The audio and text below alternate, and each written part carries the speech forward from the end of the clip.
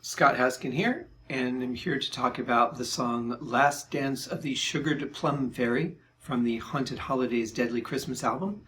This, I have to say, this song, the Dance of the Sugar Plum Fairy, was by Tchaikovsky from the Nutcracker Suite, and he hated the Nutcracker Suite, unfortunately. I think it's very beautiful. But this is the song that always defined Christmas for me. When I was ready to start my holiday season, get the shopping and all that done, the first thing I would do would be go to the mall, because that's what we did back then. And I would go to the Hallmark store and pick out my box of cards to send out to my card list people.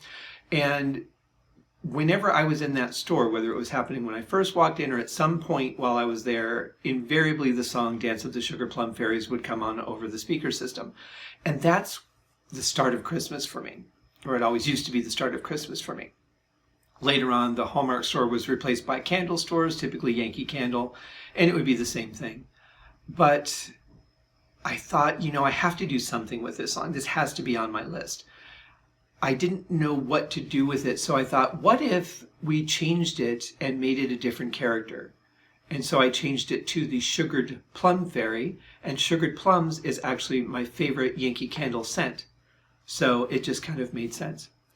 And with that, I thought, what if everybody hated the Sugared Plum Fairy? But that didn't stop them from performing constantly, whether people wanted them to or not. So that was the idea of where the song started. And I knew from the beginning, one of the first things that I had in my mind was I wanted to do something with this character in a song on this album. And so I made it a two-part story. You'll see going into the next song, Jesu Joy of Man's Beheading, is actually the continuation of Dance of the Sugared Plum Fairy.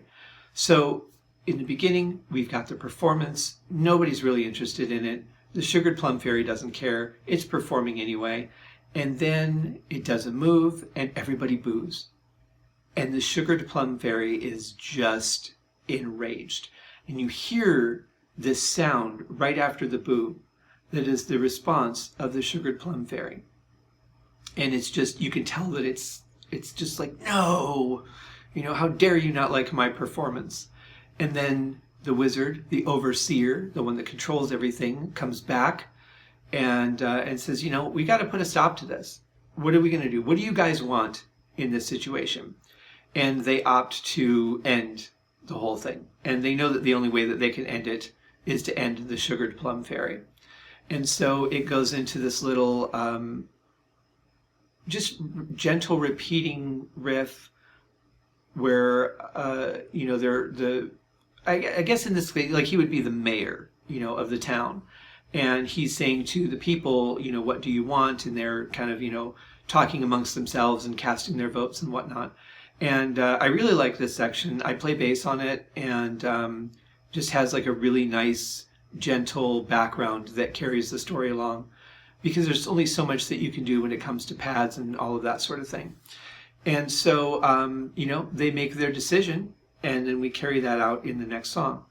But it was a lot of fun to write this song, and a lot of fun to kind of produce it. The initial part before the boo went on about a minute and a half longer, and I decided it was just too much. It was too repetitive, so I cut it down. But there's one more thing about this song that's really interesting. When I did my Mental Sauna 3 Christmas Inflections album, which was Christmas stories told within the rules of mental sauna music that I created, I actually was going to do this song for that album.